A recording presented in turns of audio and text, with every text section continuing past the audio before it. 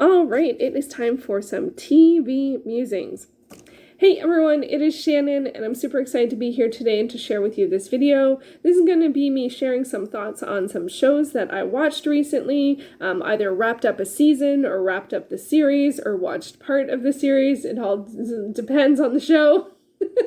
But these shows all do have a commonality, and that's that they all aired on the CW, and I think they were all between the spring and summer 2023. One might have gone as far as fall, but they've all been in the past while on the CW. So I do tend to like a lot of shows that are on the CW, although I think it is changing. I don't know if it changed ownership or something, but I was a little surprised when I saw some of the renewals and cancellations, what was chosen to continue and what was chosen to be canceled.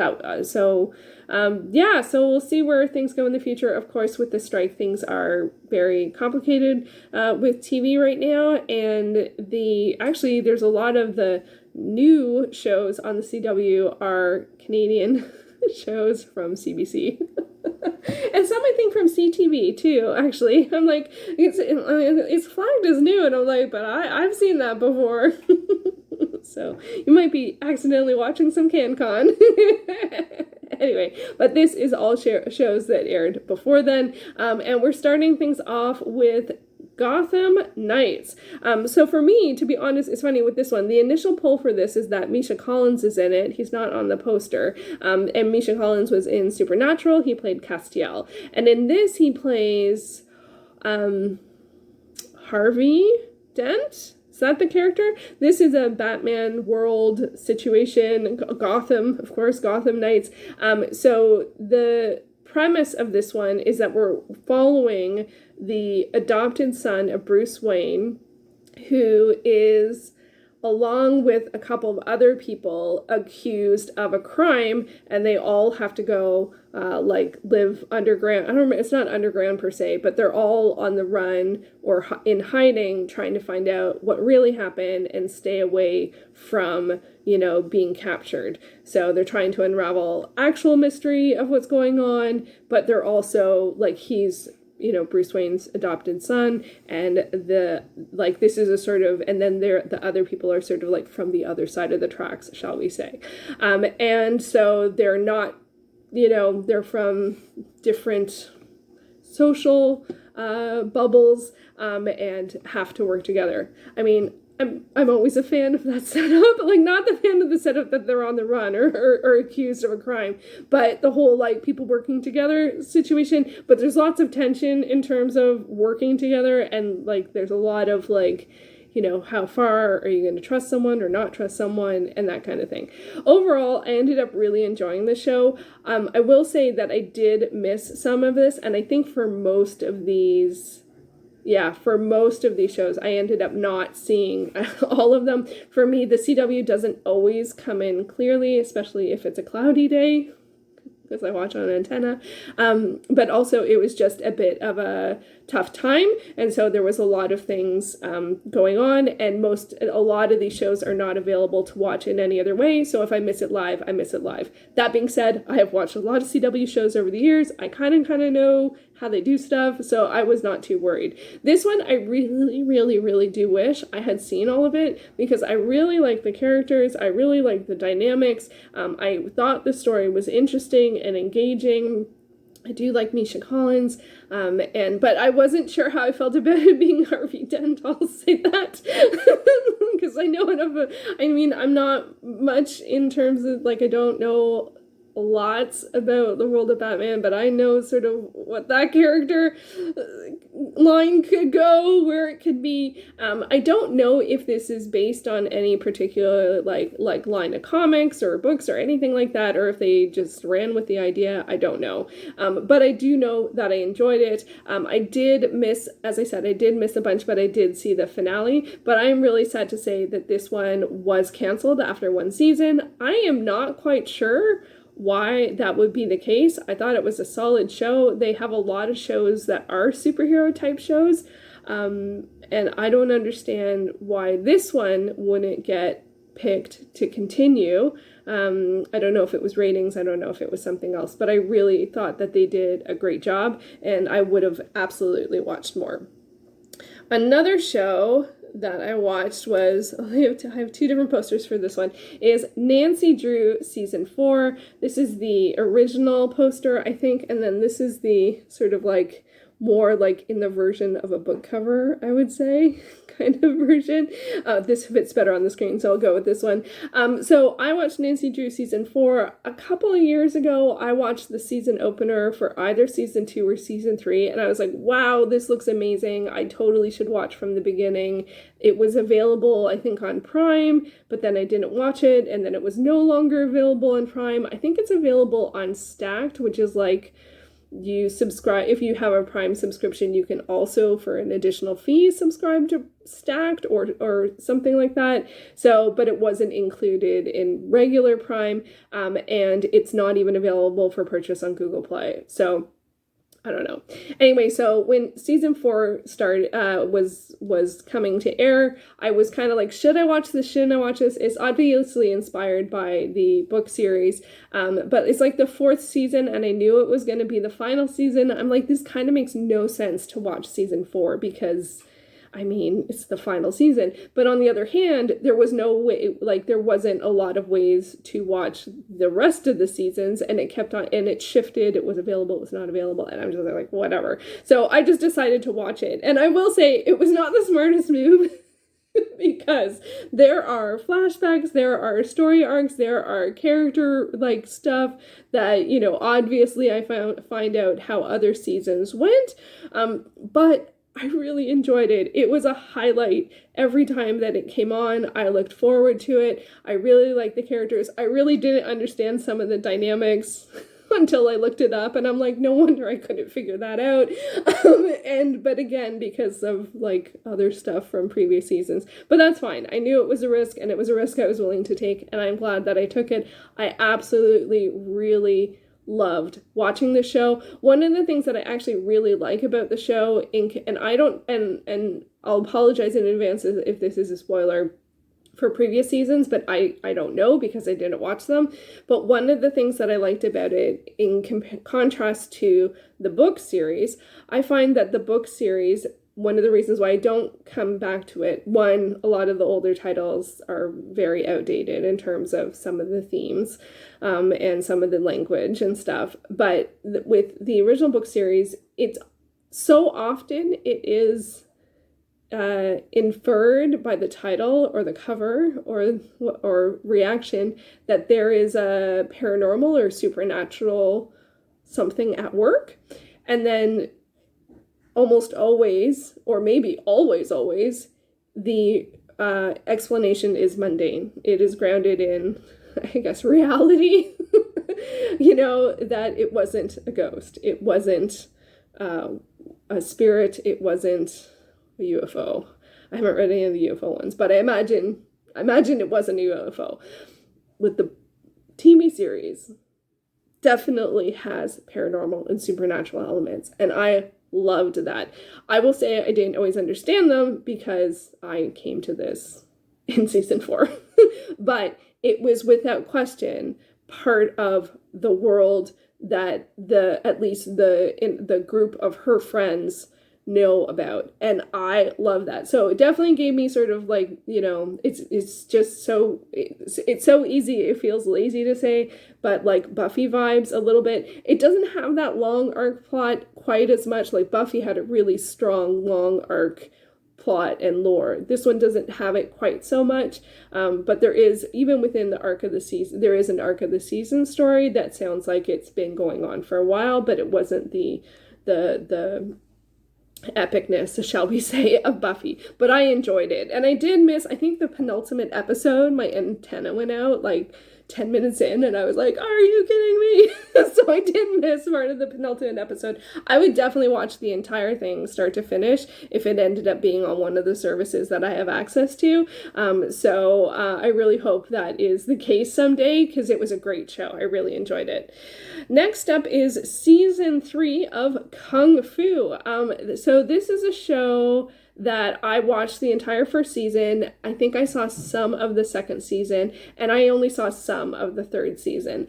I really liked it though. I absolutely, it is very in line with a lot of, CW shows, a lot of urban fantasy type shows. This one doesn't have a huge amount of urban fantasy. Like, I feel like Nancy Drew has sort of like maybe like a 7, whereas like Buffy is like 9.5. Like, it's mostly urban fantasy. This is a bit more like a 6. Like, there's sort of like magical, I can't remember what they're called, like most people know that the world is a mundane world. There's very few people that would know anything that's going on, but there's some sort of like magical artifacts and lore and stuff like that with this one. And I really enjoyed those elements, but it is a bit more of a case a week. We have to help someone do something. Plus, there is a longer arc plot at the same time, and often the person they're helping is someone within the community. And then, of course, there is romance and drama and hijinks between the characters. But I felt like with this one, there were some higher stakes for some of the characters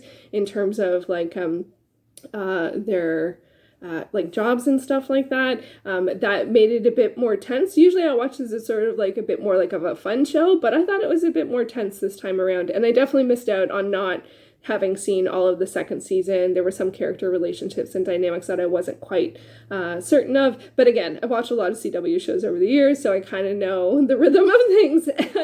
And this is a show that I would watch straight through, all the way from the beginning to the end again, if it ends up on any service or if it ends up on a good deal. This one is available for purchase on Google Play, so I should check on Black Friday. Often on Black Friday and on Boxing Day, they have sales, because I would love to watch it, and I would love to see the episodes that I missed, or even the partial episodes that I missed for the times in which my antenna went out. I thought it was a great show, and I really enjoyed watching it. Then the only show that's been renewed is Superman and Lois. So season 3 was the one that aired in sort of spring, summer 2023. This is one where I definitely have missed. I missed season 1. I might have seen the premiere and then missed all of season 1 and seen some of season 2. And I only saw some of season 3. And I gotta say, this one is not my favorite, in part because I don't know all the character dynamics, in part because a lot of the focus is on the kids. So it's Superman and Lois, and then they have 2 sons, and there's also like all of this other stuff. Like, this one is very sci-fi speculative fiction, closer to like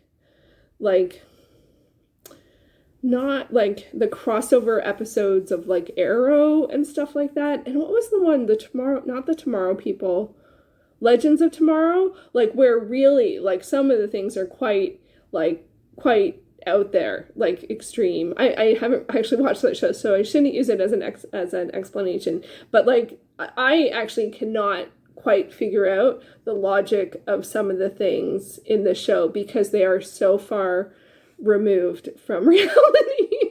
Like, in terms of a speculative fiction or science fiction elements, I'm like, I don't like, they're like some of the terms that they're using, I'm like, what like, I'm like, I kind of remember something like that from Arrow, but they weren't the elements that I usually was drawn to. But this tends to be on at a time where I don't have anything else on, so I do tend to keep watching it, but it's not a favorite for me.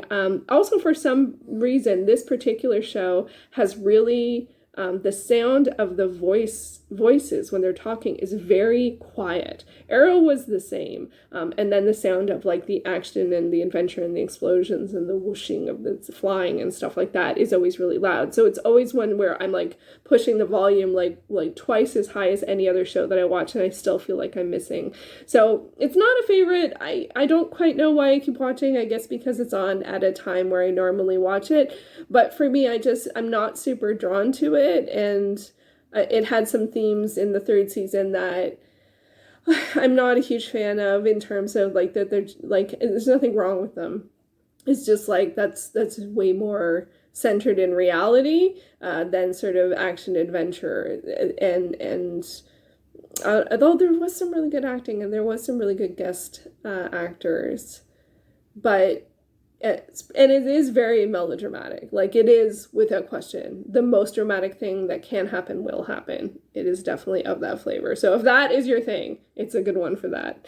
And then one that I watched, this was in the summer. Oh, this poster is not great, and it did not give me an alternate. I wish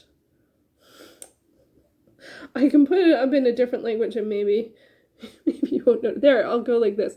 So this one is The Rising. So this is a Sky original. So it's a British show, but it aired on the CW. Sometimes they do that in the summer.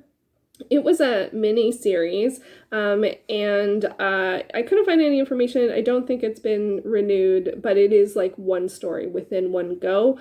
And it is actually a remake of a Belgian series called Hotel Beau Sejour. Good day, maybe? Sejour, I don't know. And this one was really tough. So this one follows a crime and trying to unravel the truth of that crime throughout the miniseries. And it has some paranormal elements to it, which is what drew me into the show. But I have watched a fair amount of shows that sort of use this technique, not the Belgian one actually, but I have watched a fair amount of shows that use this technique to sort of, this is how we're going to do this. So it didn't necessarily feel like it was paranormal or supernatural per se, but it was more of a device to be able to tell a story in a certain rhythm. And I did miss a couple of episodes for this one, which is not great because it's only 6 episodes. But again, my antenna and also this time period has been a bit like, there's been a lot of things that I've had to attend to live, like at the time in which TV was on, so I just missed out. So this is a bit of a weird grouping in that way, but sometimes that happens. And and this is how TV used to be, right? We didn't always have streaming. You couldn't just watch it later. So sometimes you have to fill in the gaps yourself.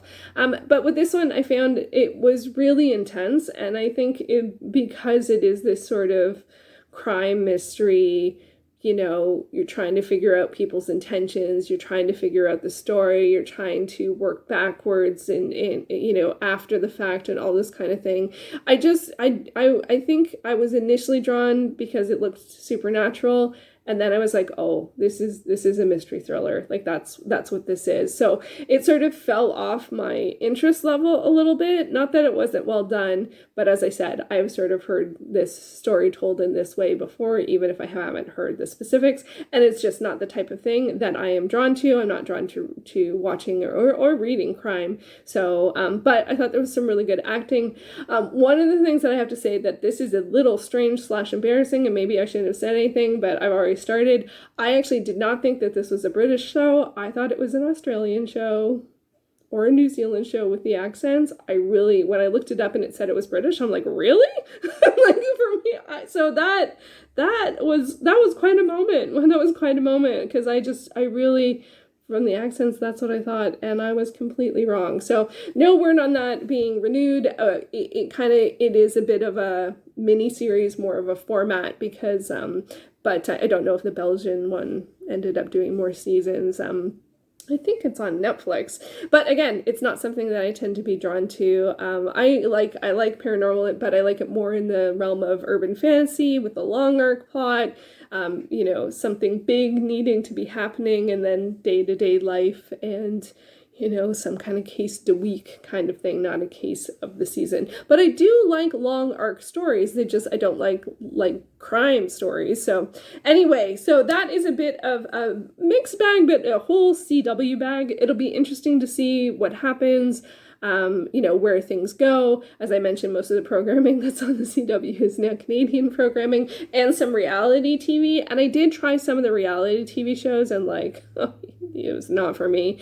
But I would, if you have any idea of what's going on, I know I can research and I can Google, but if you happen to know what's going on, because I really do feel like their choices of what they like, because they renewed Superman and Lois, but none of the other shows, and they did renew Walker. It just feels a bit more, quote unquote, traditional. you can take that in many different ways. And a lot of the shows that had some more less traditional didn't make the cut. That's the only commonality I came up with. By less traditional, I mean more diverse, because I felt like Gotham Knights had diversity in it, and Nancy Drew as well. So, and obviously Kung Fu. So those are the commonalities I noticed. But as I said, I haven't researched it, and I think a lot of shows had. I think we're going to be in the land of shows that made it through the pandemic and started after the pandemic, or started after the pandemic started, because there were a lot of shows that didn't quite know how to deal with it. None of these shows, to be honest, I think none of these shows had any inclusion, but like some other dramas, I felt like, you know, handled it well or didn't handle it well, but there was an obvious, you know, before and after kind of situation. But yeah, anyway, so I didn't mean to go down that road with the CW, but I have to say that that was the commonality that I noticed in terms of what got renewed and what didn't, and that does disappoint me. And it's one thing that the CW has been really good about over the years, especially the past sort of 10 years in terms of inclusion. So yeah, so I'd have to look at their whole roster, of course, with the strike. It's all over the place. But we shall see how things go. Those are some of the shows that I watched. Let me know, have you seen any of those? And if you're trying to find them on your own streaming services, definitely check out Just Watch. Just Watch, I will leave the link down below. It's a one-stop place where after you create an account and put the services that you have access to, you can just type in a show and it will let you know which services that they are available on. It is such a time saver.